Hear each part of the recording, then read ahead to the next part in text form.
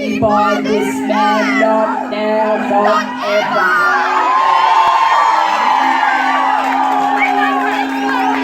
The leader of the opposition says that people who hold sexist views and who are misogynists are not appropriate for high office. Well, I hope the leader of the opposition has got a piece of paper and he's writing out his resignation.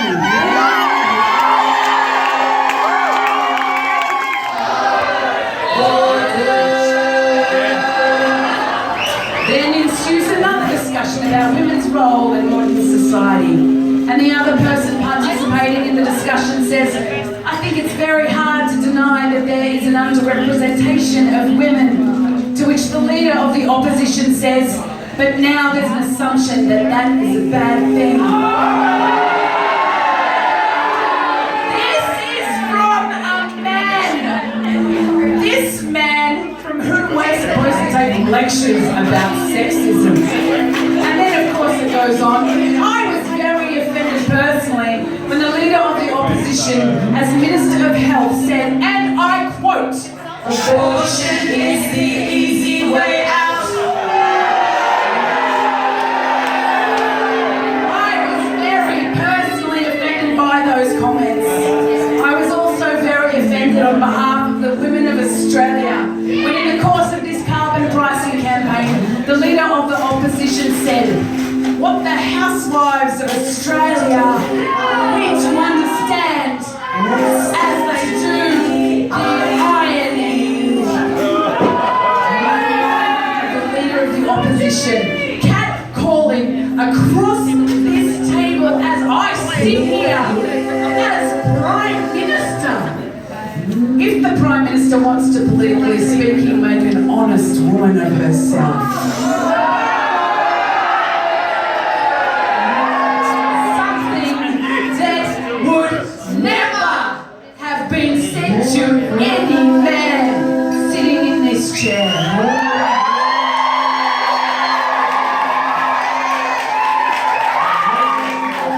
I was offended when the leader of the opposition went outside in front of Parliament and stood next to a sign that said, ditch the witch, ditch the witch. I was offended when the leader of the opposition stood next to a sign that described me as a man's bitch, man's bitch. I was offended by those things. Misogyny, sexism, every day from the leader of the opposition, every day in every way across the time the leader of the opposition has sat in that chair, and I've sat in this chair, and that's all we have heard from him. Apparently he's woken up after his track record and all these statements, and he's woken up and he's going, oh dear, oh, there's this thing called sexism. Oh my lords, there's this thing called misogyny. Now, who's one of them? Oh, the Speaker must be, because that suits my political purpose. Doesn't turn a hair about any of his past statements. Doesn't walk into this Parliament and apologise to the women of Australia. Doesn't walk into this Parliament and apologise to me for the things that have come out of his mouth. Has he taken any responsibility for the conduct of members of his political party and members of his front bench who apparently, when the most vile things were being said about my family, raised no voice of objection? The ministers on the front bench are not assisting. Instead, of course, it was all viewed as good fun until it was run in a Sunday newspaper.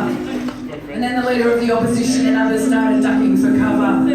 Big on lectures of responsibility, very light on accepting responsibility himself for the vile conduct of members of his political party.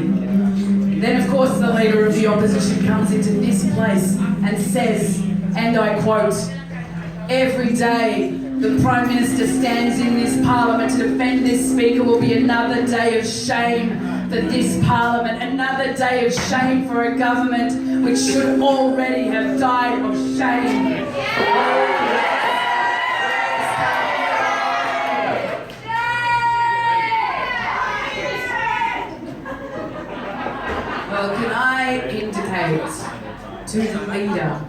of the opposition. The government is not dying of shame. My father did not die of shame. What the leader of the opposition should be ashamed of is his performance in this parliament and the sexism he brings with it. Sexism should